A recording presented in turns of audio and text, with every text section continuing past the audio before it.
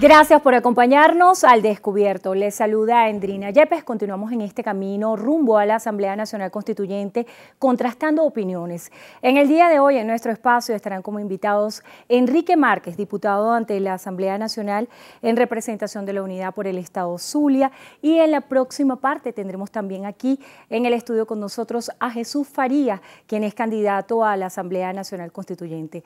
Gracias por acompañarnos. Gracias a ti, Endrina, por la amable invitación.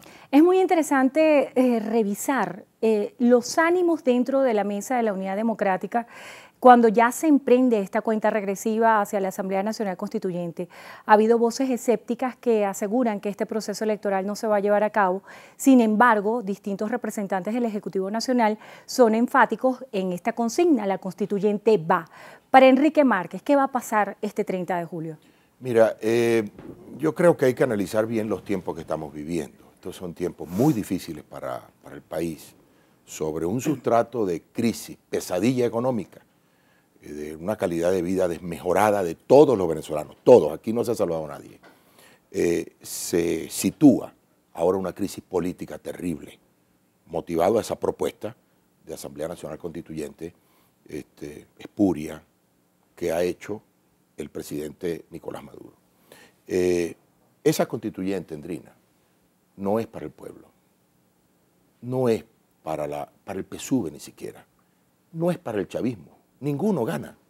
¿Para quién es esta Asamblea Nacional Constituyente? Para Nicolás Maduro, solo para Nicolás Maduro. Yo reto al chavismo, a que defienda esa constituyente como algo positivo para el pueblo venezolano, cuando el pueblo venezolano no necesita la constituyente. El pueblo necesita que se cumpla la constitución actual y por lo tanto se generen los mecanismos necesarios para la convivencia en paz en nuestro país.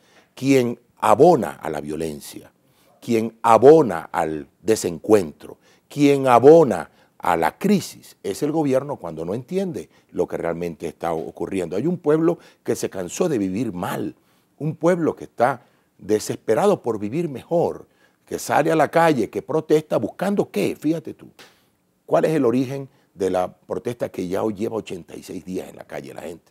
Está pidiendo respeto al hilo constitucional, que se respete a la Asamblea Nacional, que se convoquen elecciones. ¿Y cuál ha sido la respuesta del presidente? Ha convocado una constituyente que no tiene ningún sentido, no tiene sentido alguno para el país. Ahora, aquí en Venezuela, caramba, tiene que imperar la sensatez en algún momento. Nosotros no podemos, los venezolanos, no podemos continuar en un mundo que, a propósito, fíjate, y esto es una reflexión de autocrítica inclusive, nosotros seguimos viviendo en el mundo que creó a su imagen y semejanza el expresidente Hugo Chávez. Él moldeó con sus manos y su discurso un mundo de intolerancia, de separación, un mundo de odio social. Y muchos de nosotros, aún opositores, nos sentimos cómodos, en zona de confort, en ese mundo de intolerancia. La sensatez que debe imperar tiene que ser de tal tamaño como para que Venezuela se ubique en otra forma de ver la vida nacional, que no puede seguir siendo esa, sino que tiene que ser una nueva Venezuela donde podamos y podemos, Endrina, vivir todos en progreso y en paz. Pero eso significa dejar atrás ese modelo y construir un modelo nuevo, de lo cual los principales responsables somos nosotros los políticos, que tenemos que ubicarnos en esa nueva posición. ¿Qué hace falta para la construcción de ese nuevo modelo de política y sobre todo para comprensión de la política como la persuasión del otro y alcanzar objetivos? Cuando, por ejemplo, la oposición plantea la negativa a participar en este proceso de Asamblea Nacional Constituyente, cuando aseguran tienen una solvencia electoral distinta a la que pudieron tener años anteriores, y si tomamos como referencia el último proceso a la Asamblea Nacional, donde la oposición venezolana obtuvo una victoria contundente, ¿no se pudiera interpretar en el futuro como un error no haber participado en este proceso de Asamblea Nacional Constituyente? Mira, la forma como la propuesta se hizo, el ambiente en el cual se hizo la propuesta por parte de Nicolás Maduro, hizo imposible que la MUD pudiera participar, porque se hace una constituyente en la cual se niega la posibilidad de que el pueblo sea el que convoque tal como lo establece la Constitución. Se niega la posibilidad de que existan unas bases comiciales justas. Entonces, para la Mesa de la Unidad era muy complicado participar en una Asamblea Nacional Constituyente, que lo digo aquí con responsabilidad estrictamente personal. Si la MUD en algún momento hubiera participado en condiciones más o menos buenas, no hubiera forma que hubiéramos perdido esa constituyente. Porque el pueblo está cansado de lo que está viviendo y está cansado del presidente Maduro. Y por lo tanto, en unas condiciones más o menos buenas, la oposición hubiera derrotado al gobierno allí en la constituyente. Yo, para hacer un símil exagerado a lo mejor, mira, el presidente Maduro no gana una elección de condominio en un edificio de una misión vivienda, porque la gente ya no lo quiere.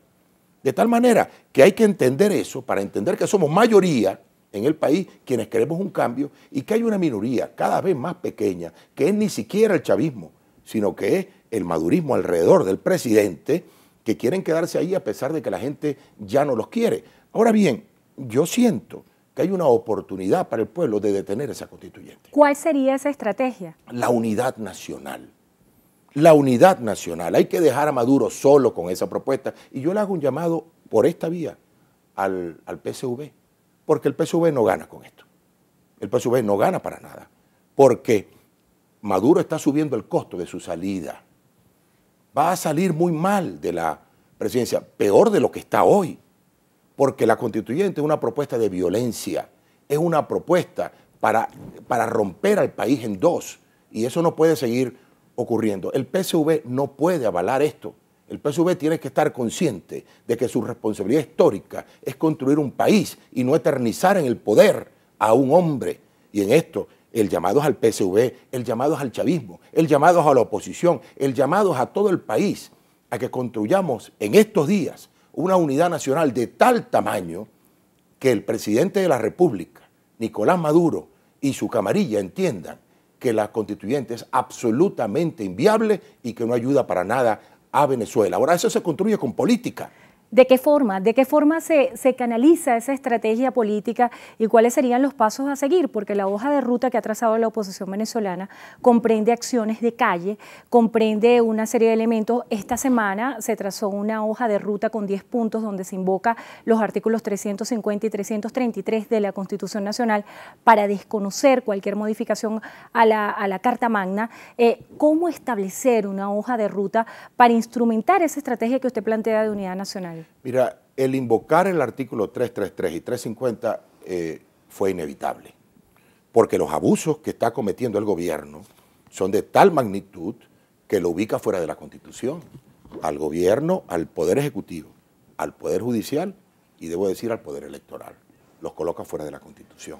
Entonces nosotros no podemos, los venezolanos, no la oposición, Endrina. Esto ya no se trata de oposición, porque aquí hay una nueva polarización. La polarización ya no es chavismo versus oposición. La polarización es Venezuela, que quiere un mejor país, y una cúpula, ¿cómo la llamaba Hugo Chávez? Cúpula podrida, que pretende quedarse allí a costillas del sufrimiento de la gente, porque la inflación, el desabastecimiento, el sufrimiento tiene cara, es la cara del presidente de la República. Y nosotros lo que estamos pidiendo es salir de esto en paz. Ahora bien, entonces, ¿cómo construir esto?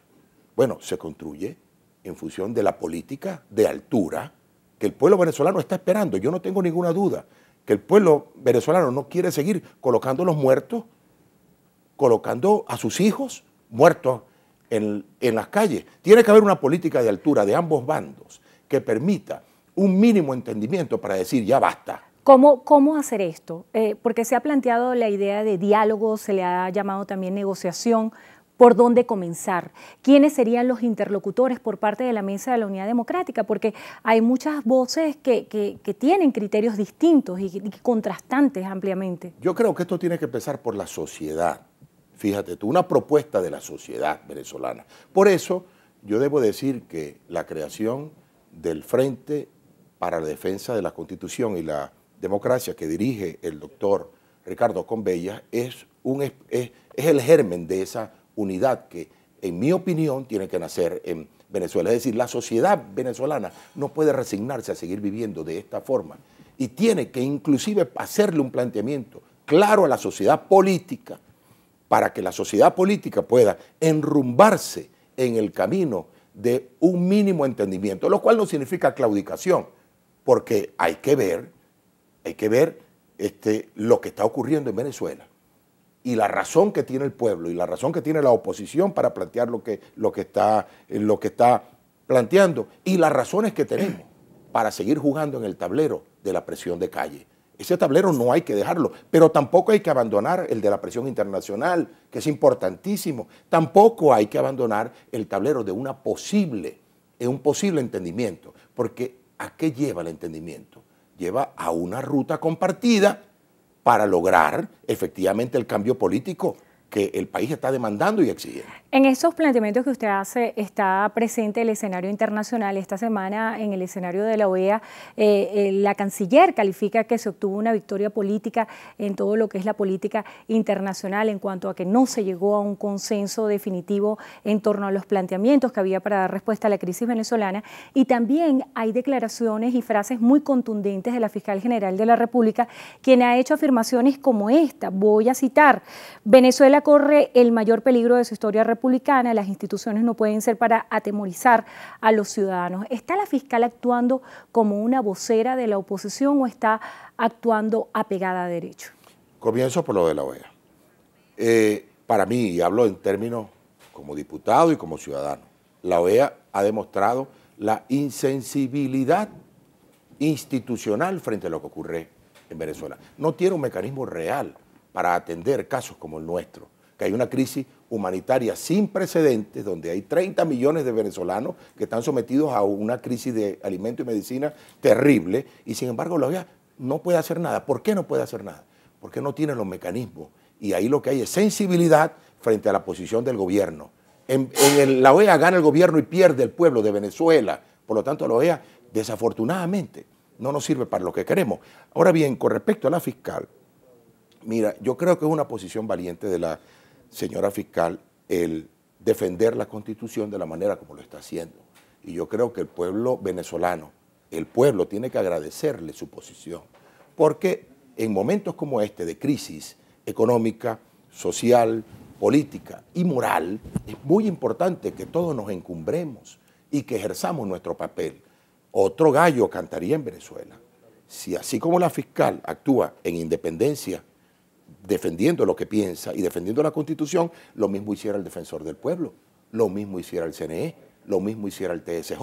Entonces viviéramos en un país normal en el cual no hubiera un padrote, un caudillo que intenta mandar sobre todos los poderes y viviéramos en un país con autonomía e independencia de poderes. La respuesta que le ha dado el presidente, el PSV, el chavismo a la fiscal es terrible, porque le intentan hacer un antejuicio de mérito solo por pensar distinto, imagínate tú.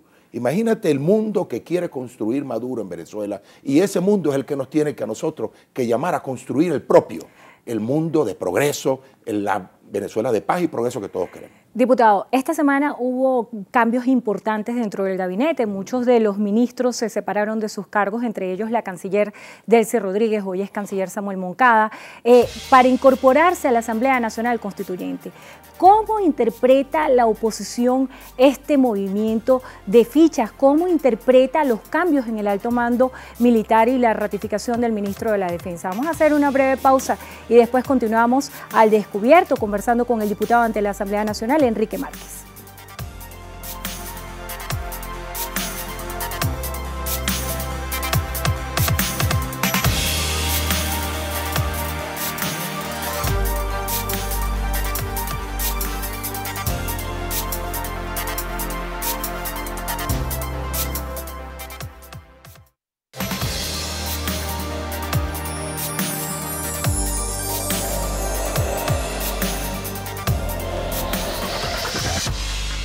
Continuamos al descubierto. Estamos conversando con Enrique Márquez, diputado ante la Asamblea Nacional en representación de la Unidad, además presidente ejecutivo nacional del partido Un Nuevo Tiempo. También estuvo en la comisión de enlace como representante de la Mesa de la Unidad ante el Consejo Nacional Electoral. Durante muchos años. Durante muchos años. Después vamos a hablar de ese tema electoral. Pero quisiera que en principio me respondiera a la pregunta que quedó en el aire acerca de cómo interpretar estos movimientos que hubo en el gabinete esta semana y cómo calificar también los movimientos que hubo en el alto mando militar y la ratificación del ministro de la Defensa.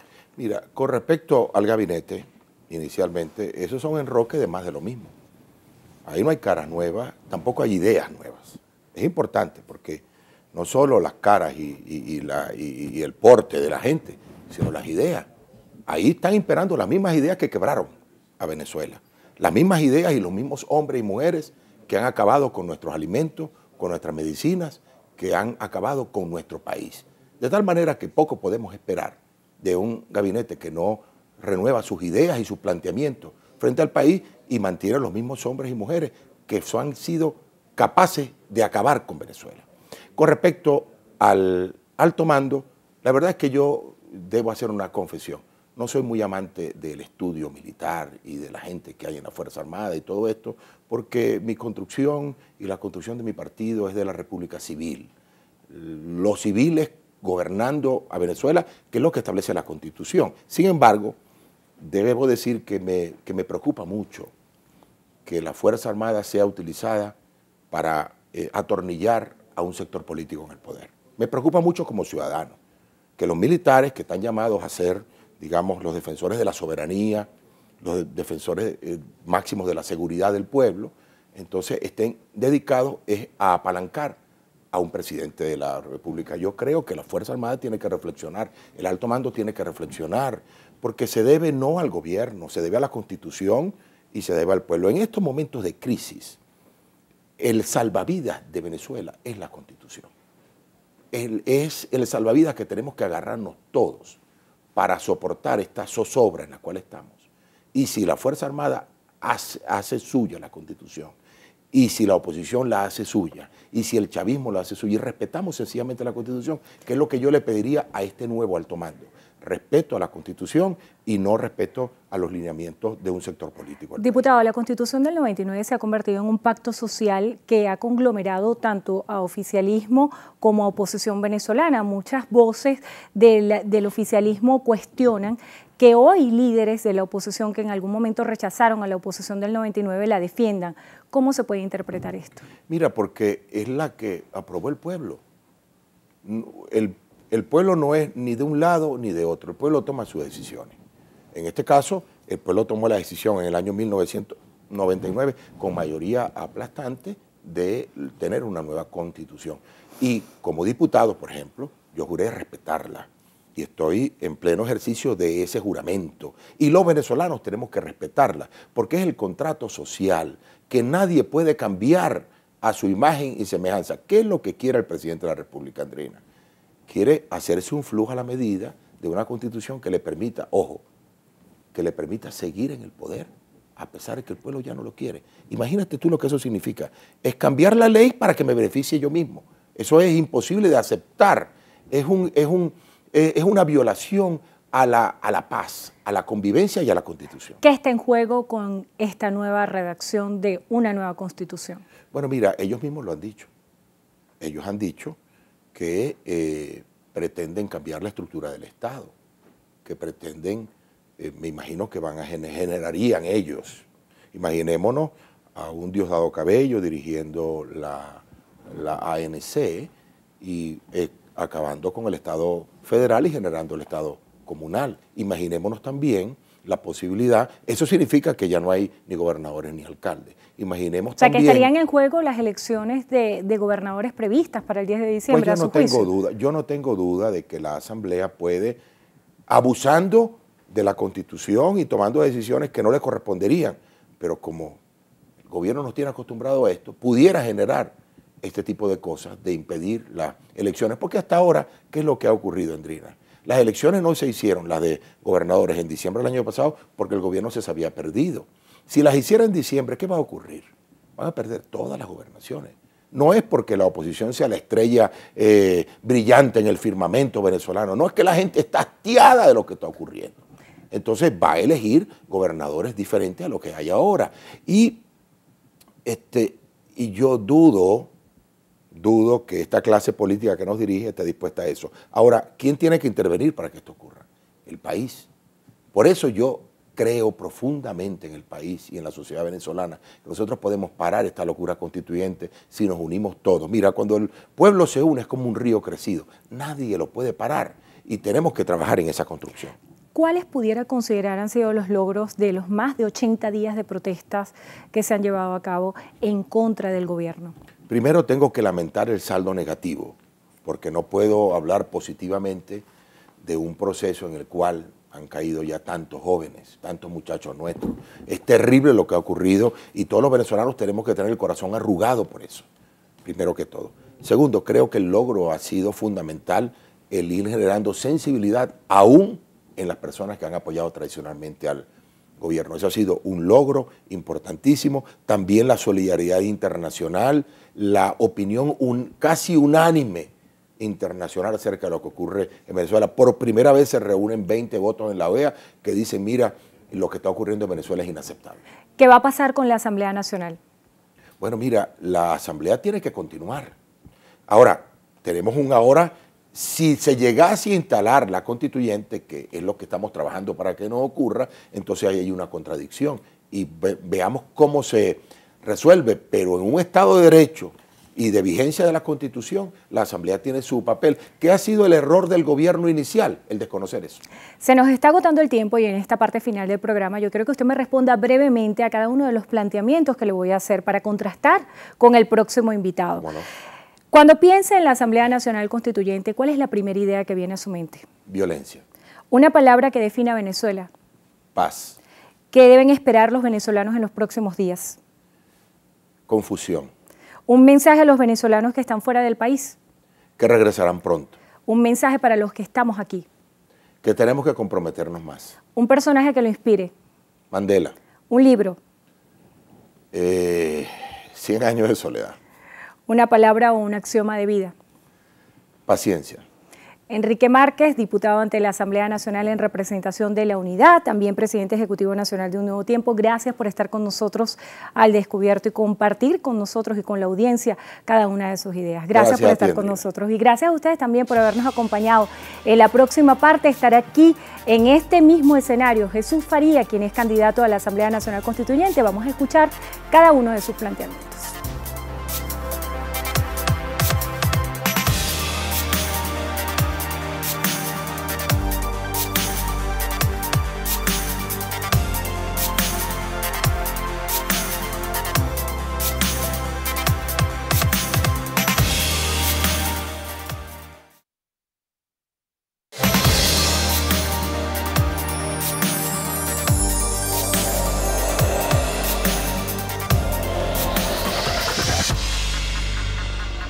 Continuamos al descubierto y en esta parte del programa tenemos como invitado a Jesús Faría, quien hasta hace poco fuera ministro de Comercio Exterior e Inversión Internacional. Se desincorporó precisamente el día 21 para asumir la candidatura a la Asamblea Nacional Constituyente. Gracias por acompañarnos. Gracias, Andrina, por la invitación. Ha habido muchas críticas acerca de estos movimientos que se hicieron en el gabinete para incorporar a los ministros, a los que hasta hace poco eran ministros, como candidatos a la Asamblea Nacional Constituyente. ¿Por qué estos cambios? ¿No hay más gente o cuál es el peso que se le está dando a la Asamblea Nacional Constituyente? En estos momentos la Asamblea Nacional Constituyente es la principal tarea del chavismo, de la revolución bolivariana y además es la principal propuesta para garantizar la estabilidad, la paz y la convivencia pacífica. En ese sentido, el presidente Nicolás Maduro y el alto mando de la revolución han venido evaluando a los cuadros de la revolución y le han dado esas tareas. Yo me siento muy satisfecho por esta responsabilidad y vamos a hacer todo lo que esté a nuestro alcance para, sobre todo, en este tiempo que resta hasta el 30 de julio, desarrollar una creciente y firme tarea pedagógica en función de crear condiciones para que la gente perciba la realidad de lo que están planteando en términos de la constituyente. Hay una gran batalla entre la verdad y las mentiras más infames, las manipulaciones más absurdas en torno a la constituyente, y por eso nosotros tenemos que ir al contacto directo con la población. ¿Cuál le parece a usted la mentira más infame que se está diciendo de la constituyente a su juicio? Yo podía destacar 3 que rayan en el cinismo y por otra parte absolutamente absurdas tesis en torno a la constituyente. En primer lugar, que se trata de un proceso fraudulento. Lo repiten de una manera muy insistente, sobre todo para ponerse en bandeja de plata la posibilidad de fortalecer sus posiciones de terror y de violencia que vienen desencadenando y desplegando en los últimos días.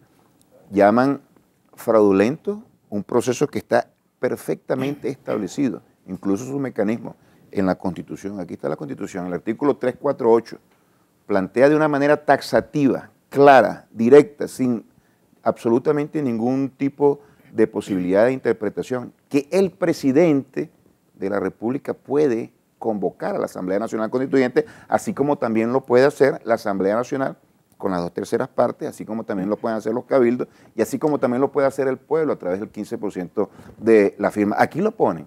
Sin embargo, ellos, la oposición, con sus voceros, dicen algo que en ningún lugar aparece en esta Constitución, que hay un referéndum de por medio. No aparece acá. Yo invito a que lo lean, dónde se establece que hay que convocar la Asamblea Nacional Constituyente a través de un referéndum. No lo aparece, pero su interpretación da para ellos esa interpretación muy manipulada. La interpretación corresponde al artículo 347 que garantiza que el pueblo es el depositario de la soberanía nacional. Se estaría vulnerando, según algunos voceros, este derecho que tiene el pueblo para tomar decisiones. Y sí aseguran que la iniciativa presidencial está prevista en la Constitución, pero siempre consideran que debe someterse a una consulta pero popular. Eso no aparece acá, Andrina. En ningún lugar aparece eso. Es una manipulación absolutamente absurda y malintencionada. Ahora, si hay algún tipo de dudas, y ellos se ciñen a la Constitución, y ellos incluso defienden el legado de Chávez, como lo he escuchado algunas veces de una manera asombrosa, hasta allá llega no tiene absolutamente ningún límite para tratar de incidir de manera manipuladora en la opinión pública.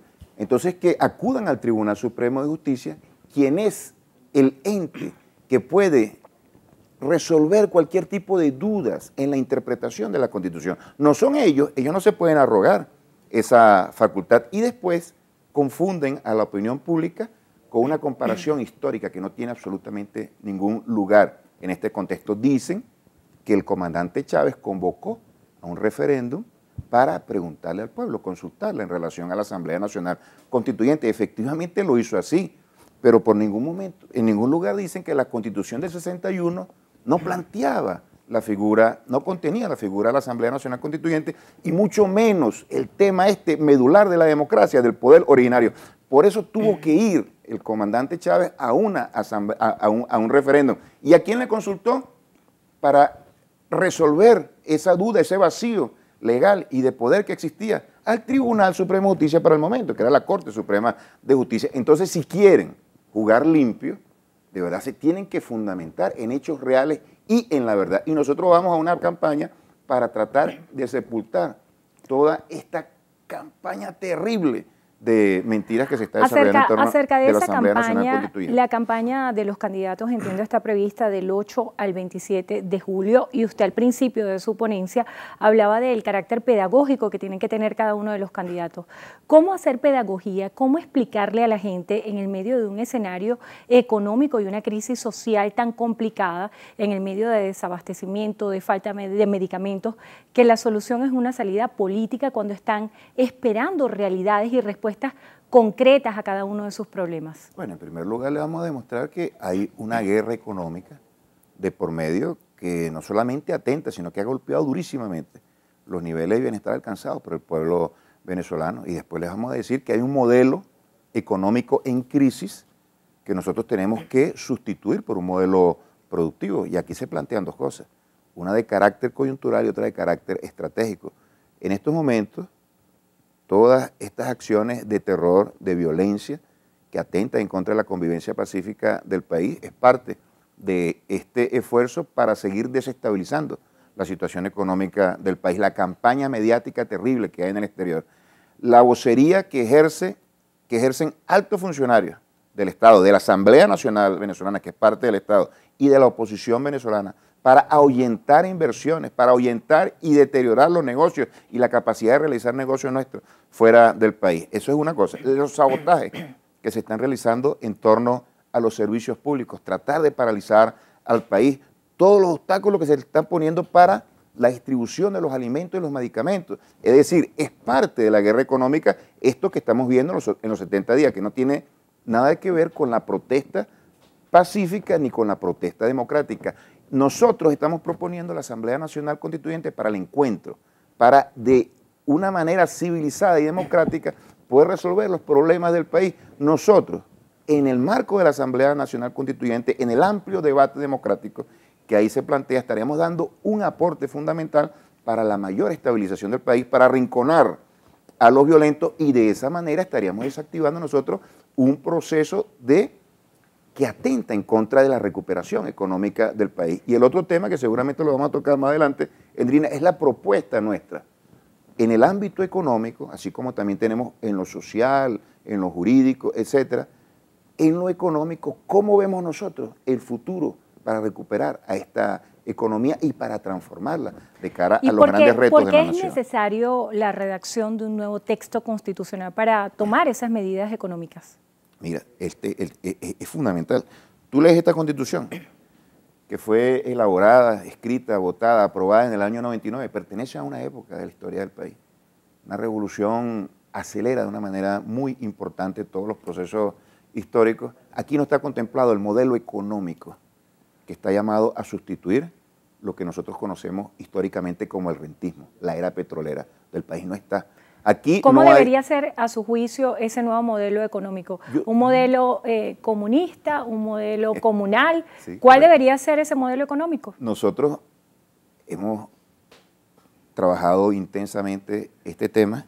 Aquí está el legado del comandante Chávez, el plan de la patria. Si nosotros queremos ver cuál es el legado, el pensamiento más acabado del comandante, aquí está reflejado.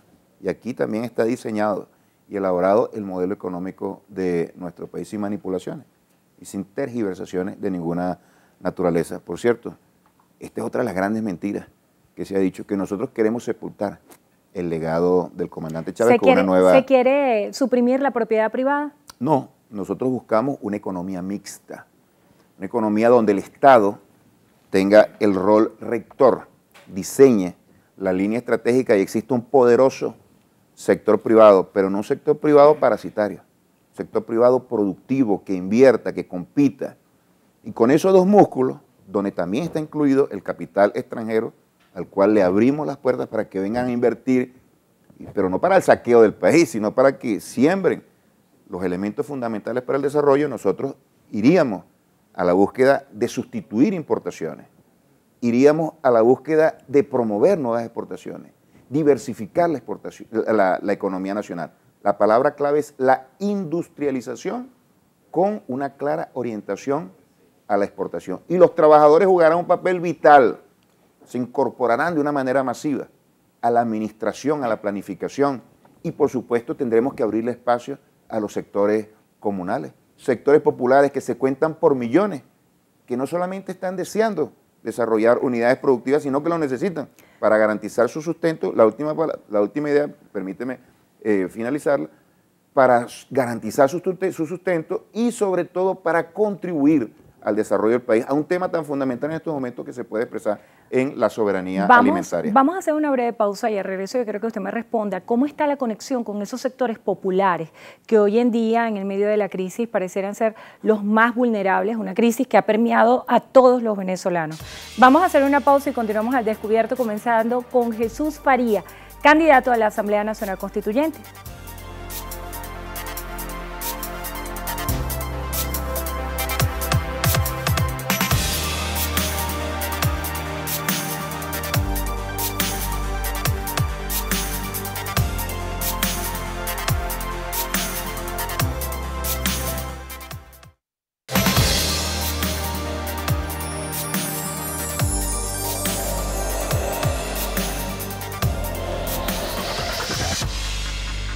Continuamos al descubierto, estamos conversando con Jesús Faría, candidato a la Asamblea Nacional Constituyente. En la parte anterior quedaba en el aire su respuesta acerca de cómo considera está la conexión con los sectores populares. Cuentan con el respaldo popular y también quisiera saber cuál va a ser el rol que juega la abstención en estas elecciones del 30 de julio. Mira, un sector que se asume democrático como la oposición y que ha desarrollado un conjunto de acciones terroristas que están al margen de la ley, en esta convocatoria a una elección también asumen una posición y una postura profundamente antidemocrática, llamando al boicot y al sabotaje. Por cierto, los costos políticos pueden ser muy altos e irreversibles si se lanzan a la aventura que están anunciando. En todo caso, ellos buscan deslegitimar a la Asamblea Nacional Constituyente, estimulando la abstención. Nosotros promovemos la participación de la población, no solamente a través del voto, sino a través de la dinámica natural de una Asamblea Nacional Constituyente, que es una consulta, una interacción y una alimentación permanente de las propuestas, de las visiones y los enfoques de nuestro pueblo. Y nosotros, el chavismo, una profunda raíz social, es un movimiento social de gran fortaleza que está en permanente contacto con la población. Y conocemos su problema, y conocemos el malestar, y conocemos el impacto que ha generado el desabastecimiento, la especulación galopante, que son elementos que atentan en contra del tejido social del país y en contra de la estabilidad política y social. ¿Qué hemos podido nosotros observar? Que a pesar de eso, esos sectores populares se mantienen con una actitud muy cívica, no han caído en el peine, no han caído en la provocación, no han caído en la convocatoria de generar un estallido social y están escuchando con mucho interés la propuesta nuestra de la Asamblea Nacional Constituyente. Y no les vamos nosotros con mentiras.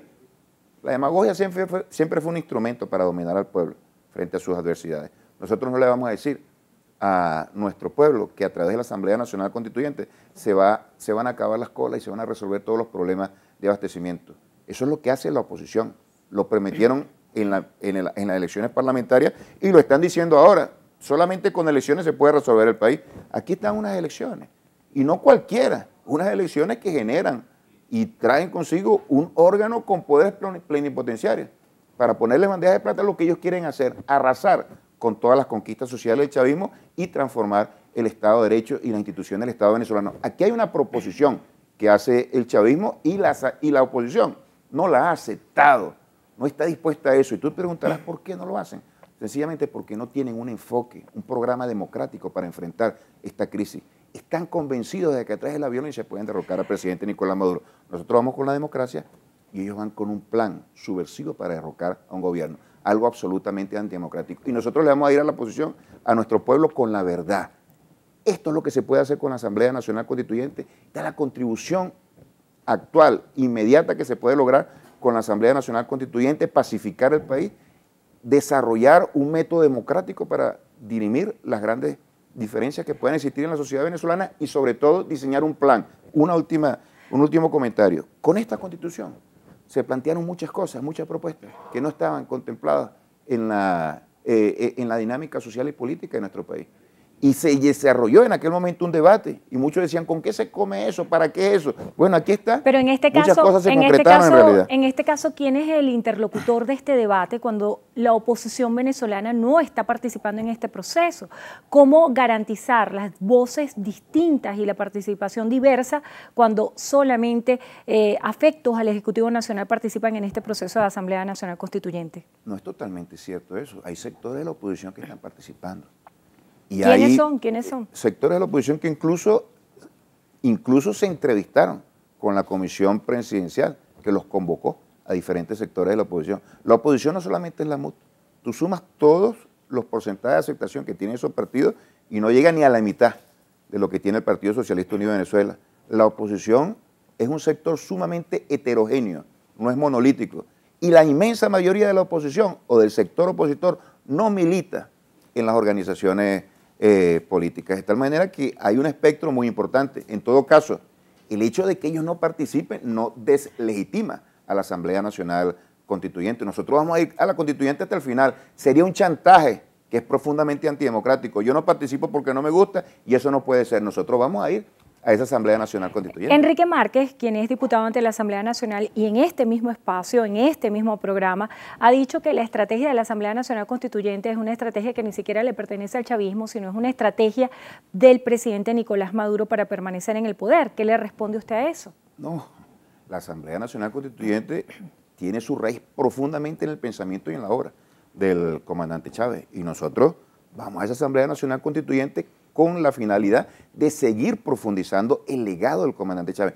Cada una de las 9 líneas de acción que nosotros hemos propuesto, incorporar las misiones sociales al rango, darle el rango constitucional, desarrollar un nuevo modelo económico y plasmarlo en la Constitución, impulsar la transformación de las instituciones del Estado, luchar de una manera acérrima en contra de la corrupción, incorporar a la juventud, incorporar el tema del medio ambiente. Eso pertenece al legado y al pensamiento del comandante Chávez, pero ellos lo ven todo en la dinámica esta electoral. La fiscal ha dicho que Venezuela corre el mayor peligro de su historia republicana. ¿Qué le responde? Bueno, lo de la fiscal no tiene nombre, es una verdadera vergüenza.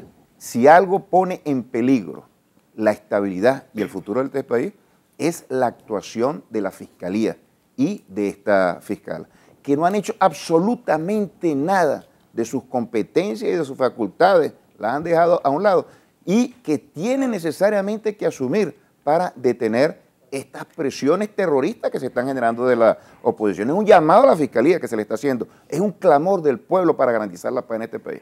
Ya se nos agotó el tiempo y en esta parte final siempre hacemos un careo para el cual necesito usted responda muy brevemente a cada uno de los planteamientos. Cuando piensa en la Asamblea Nacional Constituyente, ¿cuál es la primera idea que viene a su mente? Chávez, paz. Una palabra que defina a Venezuela.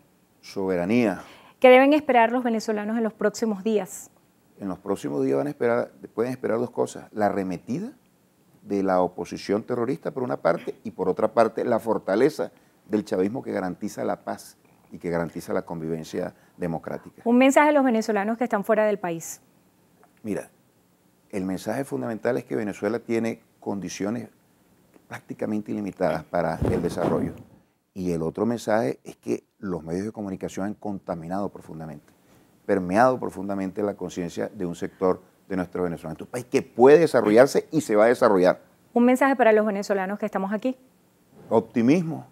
Optimismo y sobre todo mucha fortaleza para afrontar los grandes desafíos del futuro. La principal fortaleza de nuestro país es nuestro pueblo, cada vez más consciente, cada vez más culto y cada vez más aferrado a la norma y a la mentalidad democrática. Un personaje que lo inspire. No, Bolívar. Un libro. El manifiesto comunista. Una palabra o un axioma de vida.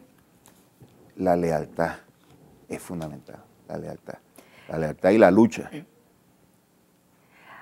Jesús Faría, candidato a la Asamblea Nacional Constituyente, miembro de la Dirección Nacional del Partido Socialista Unido de Venezuela. Gracias por estar con nosotros hoy al Descubierto y gracias a ustedes, como siempre, por habernos acompañado.